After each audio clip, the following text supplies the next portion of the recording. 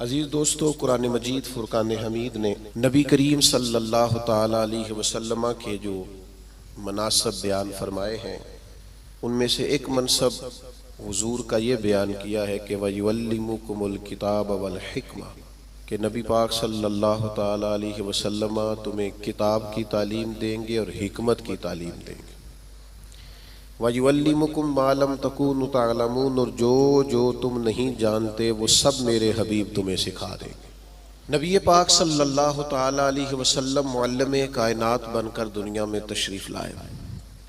جن جن چیزوں کی انسانیت کو، بنی نوع انسان کو، مسلمان کو حاجت و ضرورت تھی، وہ ساری چیزیں حضور علیہ السلام نے سکھائیں۔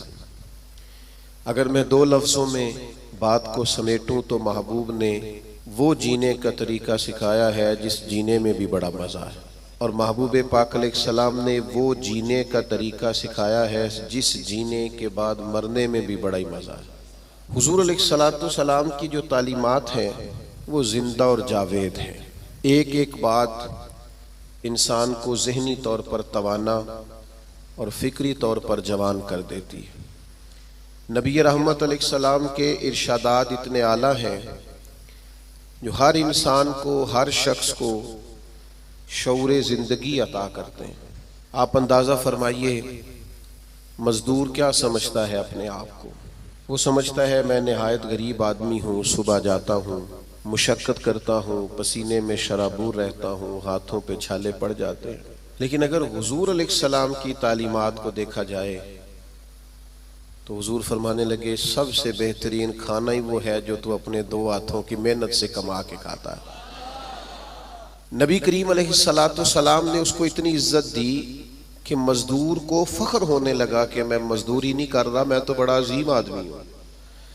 ہر شخص کے بارے میں جو حضور کی تعلیم، آپ یقین کریں ہماری جتنی بھی زندگی میں، ہمارے ذہنوں میں، ہمارے مزاجوں میں، ہماری طبیعتوں میں جتنا بھی اضطراب پیدا ہوتا ہے، جتنی بھی بے چینی پیدا ہوتی ہے، کسی جگہ کسی مقام پر اگر کوئی الجھاؤ پیدا ہوتا ہے تو ان سارے سوالوں کے جواب اللہ کے رسول نے ارشاد فرمائے۔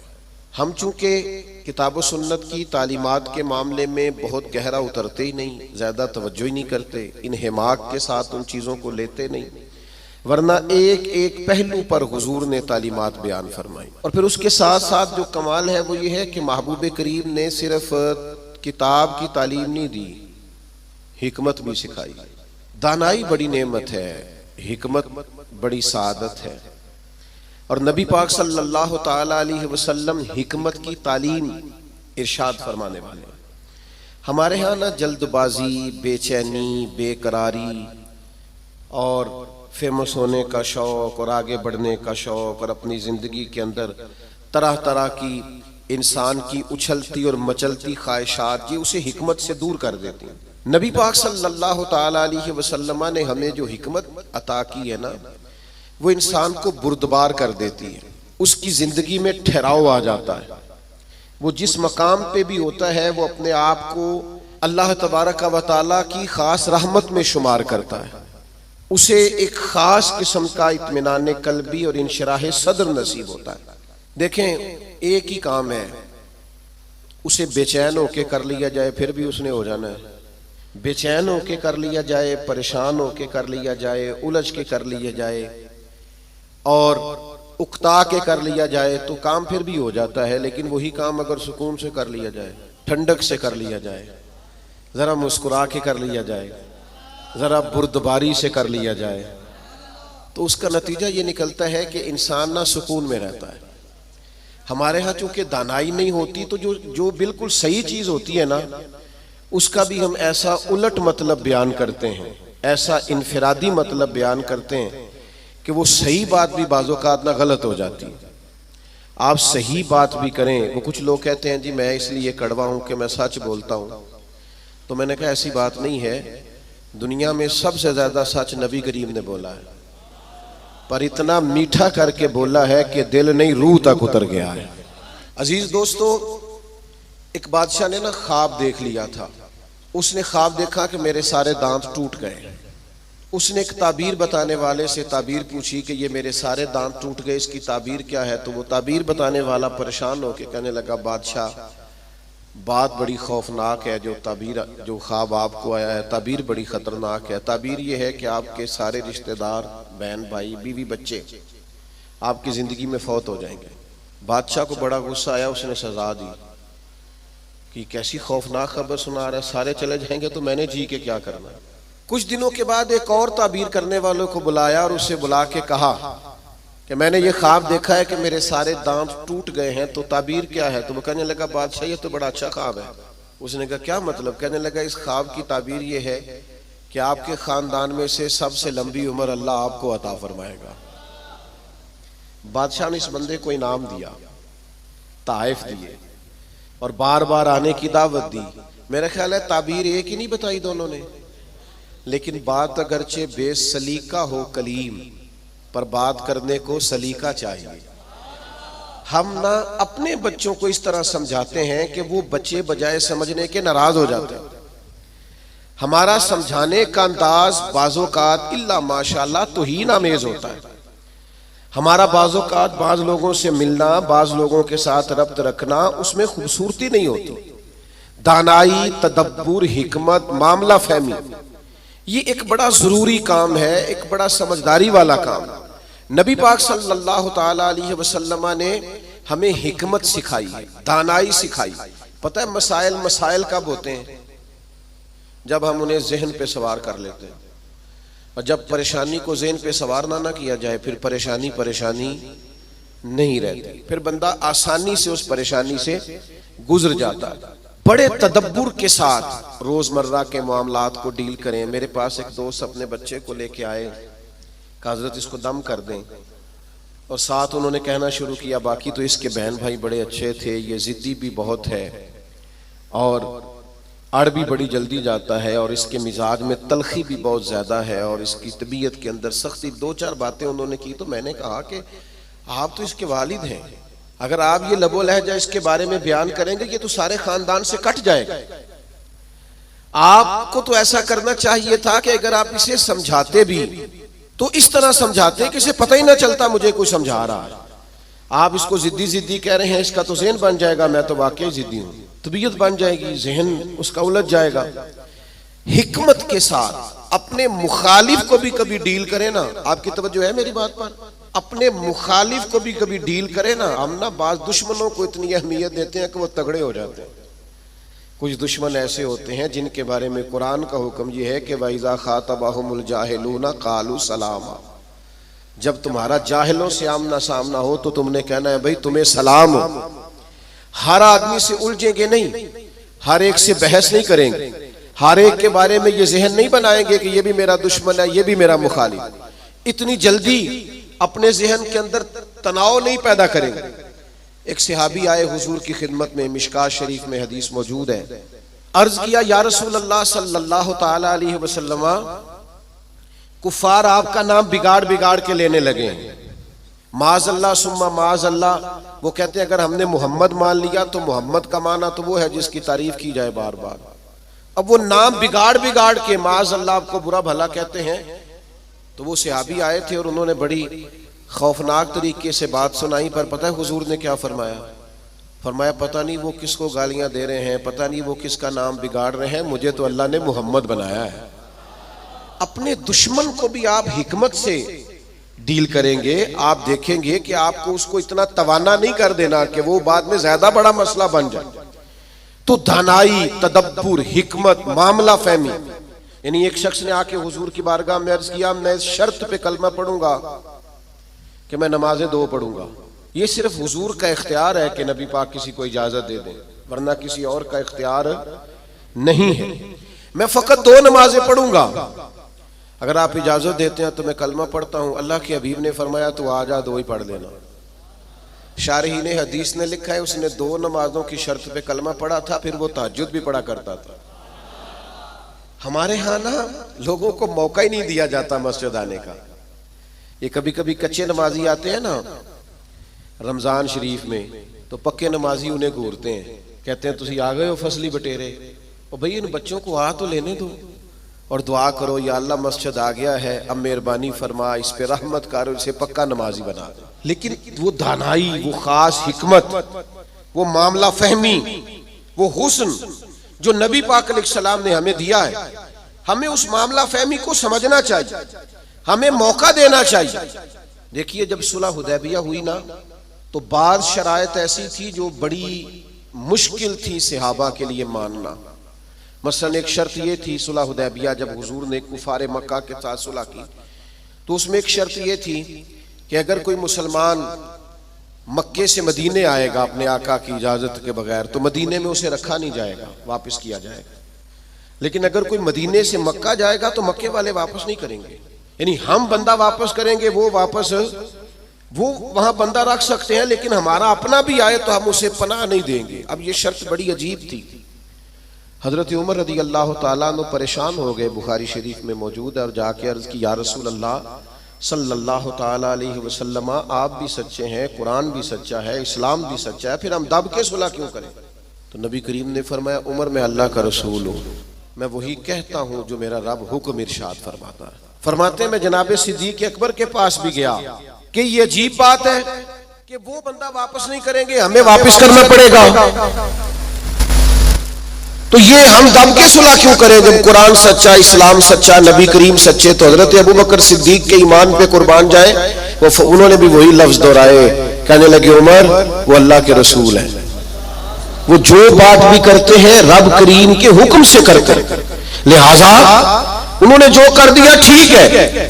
اب یہ وہ بظاہر شرط تھی جس سے لگ رہا تھا کہ مسلمان دب کے صلح کر رہے ہیں، لیکن آپ کو پتہ ہے سب سے زیادہ فائدہ اسلام کو اس شرط نے دیا۔ وہ جو مجاہدین اسلام مکہ مکرمہ سے ہجرت کر کے مدینہ طیبہ آتے، انہیں پتہ تھا کہ حضور علیہ السلام ہمیں نہیں رکھیں گے۔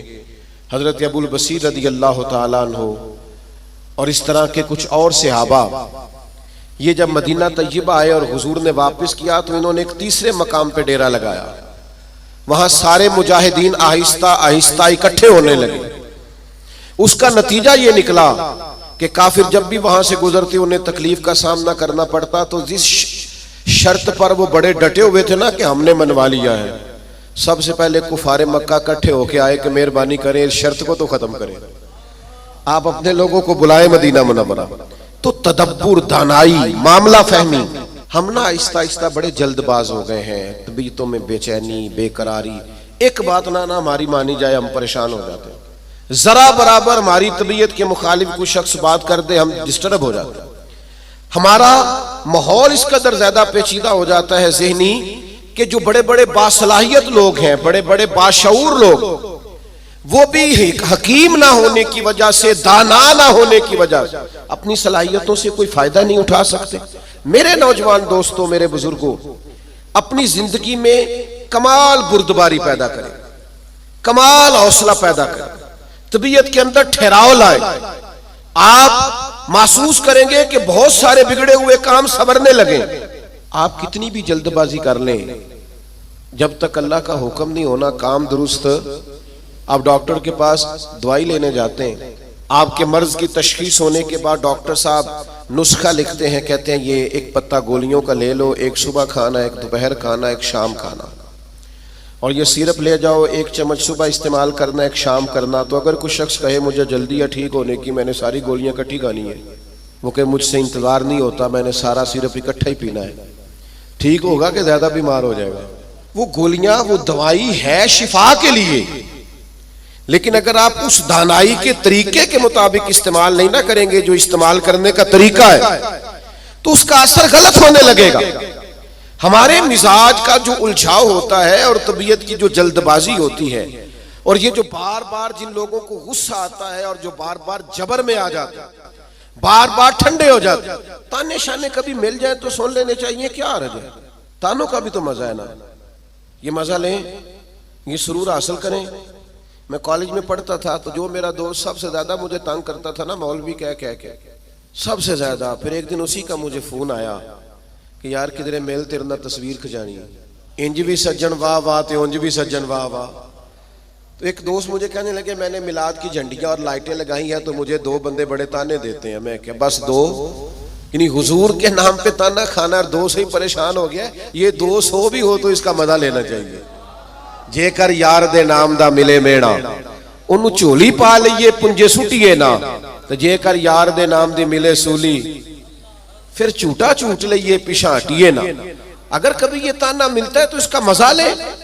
آپ اس خوبصورتی کو انجوائے کریں. لیکن آپ پریشان ہو گئے ہو فلانے نے دو باتیں کر دی تو اچھا کیا نہ کر دی, اچھا کیا نہ کر دی, آپ کو سنبھلنے کا موقع ملے گا. وہ جی سارے میرا ساتھ چھوڑ گئے تو ٹھیک کیا سب نے. آپ مضبوط ہو جائیں گے جب سارے ساتھ چھوڑ جائیں گے. جب سارے ہٹ جاتے ہیں تو انسان کو سنبھلنے کا موقع ملتا ہے.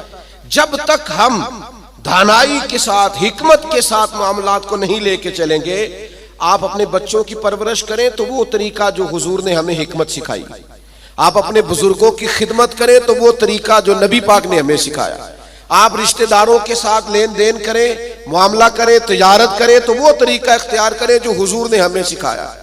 آپ اپنی طبیعت کے اندر ایک عجیب سا سکون محسوس کریں گے.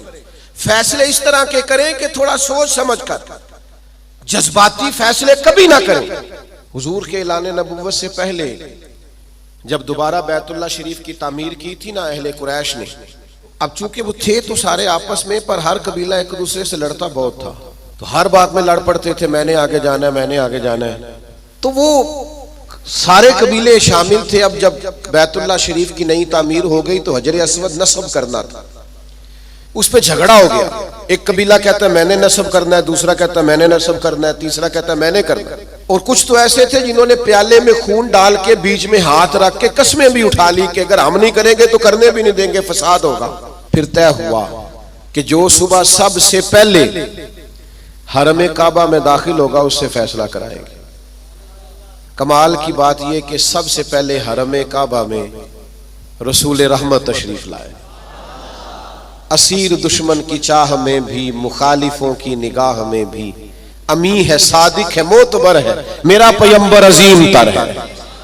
انہوں نے کہا یہ تو صادق اور امین آ گئے. انہوں نے کہا جی یہ ہمارا فیصلہ کر دیں کہ حجر اسود کس قبیلے نے نصب کرنا ہے. تو نبی کریم علیہ السلام نے فرمایا کر دیتے ہیں نا. سرکار نے چادر بچھائی, حجر اسود اس میں رکھا, فرمایا سارے قبیلے ایک ایک کونا پکڑ لو. وہ سب نے ایک ایک کونا پکڑ لیا. جب حجر اسود کے قریب گئے تو محبوب نے وہاں سے اٹھا کے حجر اسود والی جگہ پہ رکھا. اب چاروں طرف دیکھا تو سب کو یوں ہی لگ رہا تھا میں اٹھا کے لایا ہوں, میں اٹھا کے لایا, میں اٹھا. ہم تو اپنے بچوں کے بیچ لڑائی کرا دیتے ہیں یہ کہہ کہ اے میرا پتر زیادہ لے کے. ہم تو اپنے گھر کے اندر فساد, ناراض نہ ہوئیے گا مجھ سے, ہم فساد ڈلوا دیتے ہیں. یہ بندہ ٹھیک ہے, او خدا کے بندے سارے بیٹے ہیں, ساری اولاد ہی برابر کی. کسی نے پیسے زیادہ کما لیے, کسی نے کم کما لیے, لیکن اپنا گھر نہ تباہ کریں. آپ دانائی کے ساتھ, حکمت کے ساتھ, تدبر. میں چھٹی کا دن تھا, مدرسے کی سیڑھیاں چڑھ کے اندر داخل ہوا تو بچے آپس میں کھیل رہے تھے اور ہلکی پھلکی شرارتیں بھی کر رہے تھے. مجھے بڑا ضروری کام تھا پر میں انہی پیروں پہ واپس آ گیا. تو مجھے پوچھنے لگے کہ جناب آپ گئے نہیں. میں نے کہا بچے کھیل رہے تھے, اب میری طرف دیکھتے تو ان کا کھیل خراب ہو جاتا. تو بھئی اب وہ بیچارے ہفتہ بھر پڑھتے ہیں تو انہیں کچھ کھیلنا بھی تو ہے نا. تو آپ تھوڑا موقع دیں.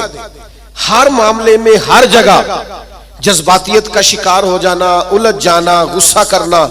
حضور علیہ السلام نے اسے پہلوان کہا ہے جو اپنے آپ پہ کنٹرول رکھے. فرمایا وہ پہلوان ہے جسے اپنے غصے پر کنٹرول ہو. اپنے آپ کو سنبھالے سارا کچھ ٹھیک ہو جائے. اپنے جذبات کو سنبھالے سارا کچھ ٹھیک ہو جائے. یعنی آپ بلا وجہ کسی کے بارے میں کہہ رہے ہیں کہ وہ بڑا ہو گیا ہے, وہ مشہور ہو گیا ہے, وہ اب آگے نکل گیا ہے, وہ میری بات نہیں سنتا. ایسا نہیں ہے. کچھ تو مجبوریاں رہی ہوں گی, یوں ہی کوئی بے وفا نہیں ہوتا. آپ تھوڑا سا نا موقع دیں, آپ چیزوں کو سمجھیں اور تھوڑا نا اپنے اوپر توجہ دیں کہ میں نے اپنے آپ کو کنٹرول میں رکھنا ہے, میں نے اپنے آپ کو سمجھانا ہے. بڑے بڑے مہنگے مہنگے ہوٹلوں میں لوگ جاتے ہیں اور دوسروں کو جاتا دیکھ کر پریشان بھی ہوتے ہیں. مجھ سے ایک دوست نے پوچھا آپ نے بڑی جگہ دیکھی, مزہ کہاں آیا؟ میں نے کہا وہ جب اماں نہیں ہانڈی پکاتی تھی اور کہتی تھی کہ کھانا لے کے آیا نہیں جاتا, یہ بیٹھنے کے لیے کوئی چیز لے لے اور یہاں میرے قریب ہی آ جا. اور پھر وہ سالن دیتی دفعہ یہ بھی کہتی تھی اکو باری ملنا ہی دوبارہ نہ منگی.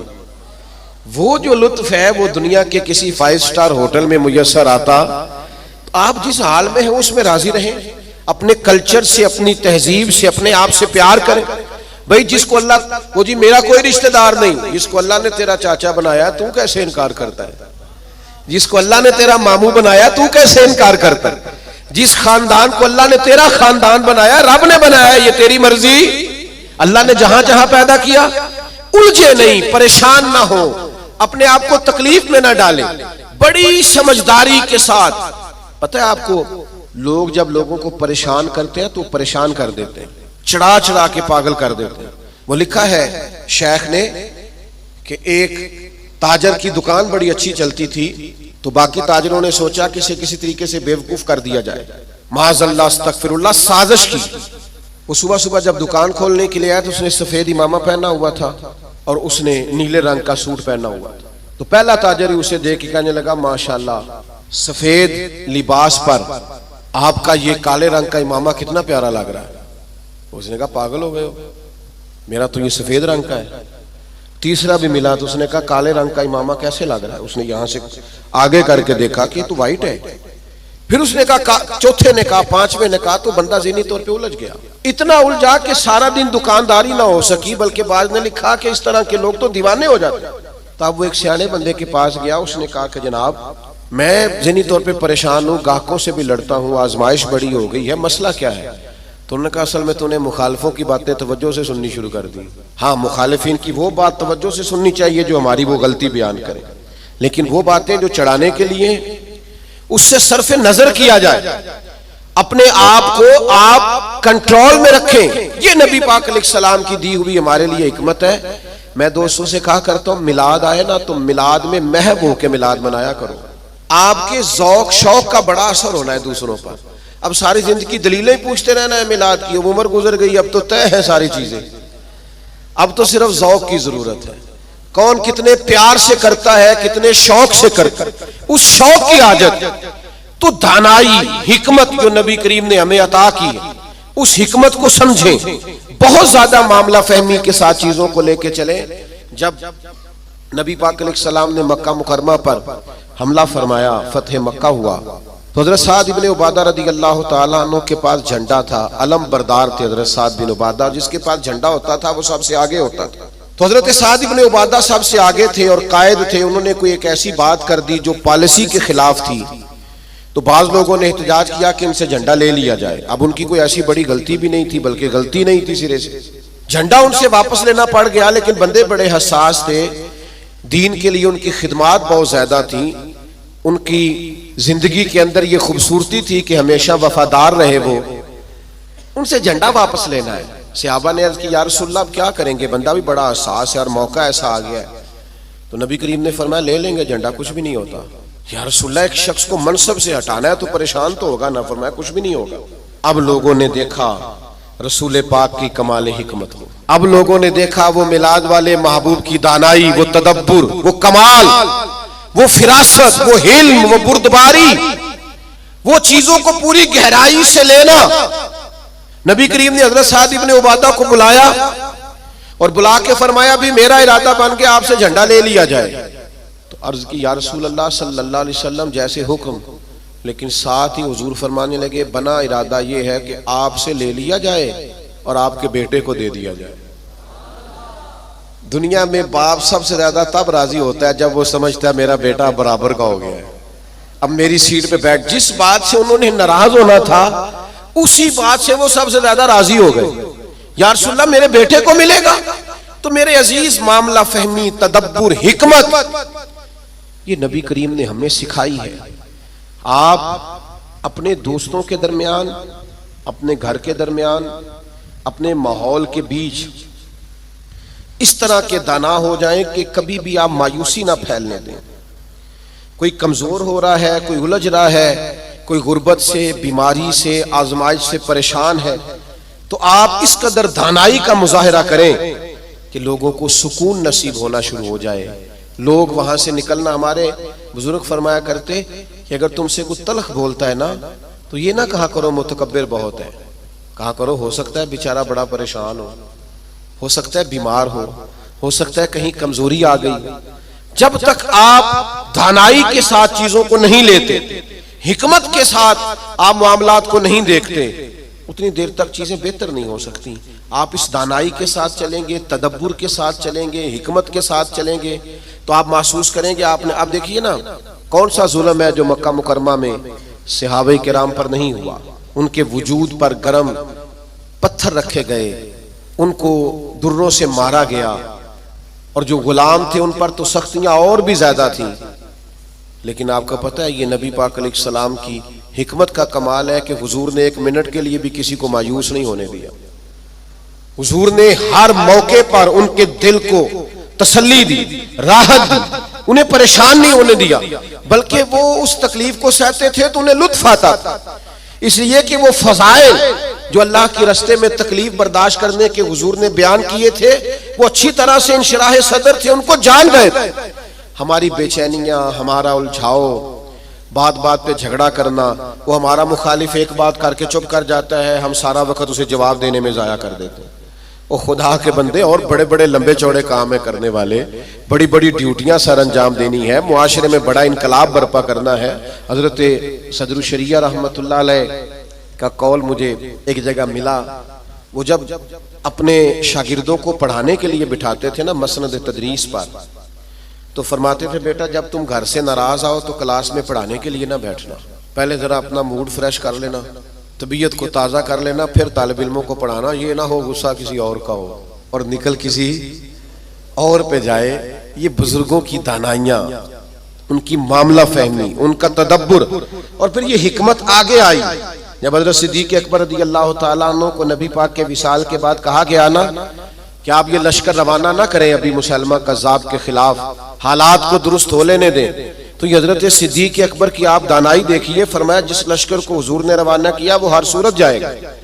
جب اتنا بڑا لشکر نکلا نا مدینہ منورہ سے حضور کے وصال کے بعد، تو وہ جو آنکھیں کھول رہے تھے نا کہ پتہ نہیں کیا ہو جائے گا، ان کو یہ بھی بات ان پر بڑا اثر اس نے ڈالا کہ اگر اتنے لوگ باہر نکل گئے ہیں تو پتہ نہیں کتنی فوج باقی موجود ہے.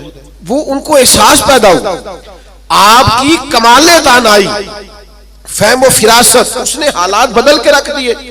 تو نبی پاک نے ہمیں علم سکھایا، حضور نے ہمیں حکمت سکھائی. نبی پاک صلی اللہ تعالی علیہ وسلم نے زندگی میں ٹھہراؤ لانے کے ہمیں طریقے بتلائے.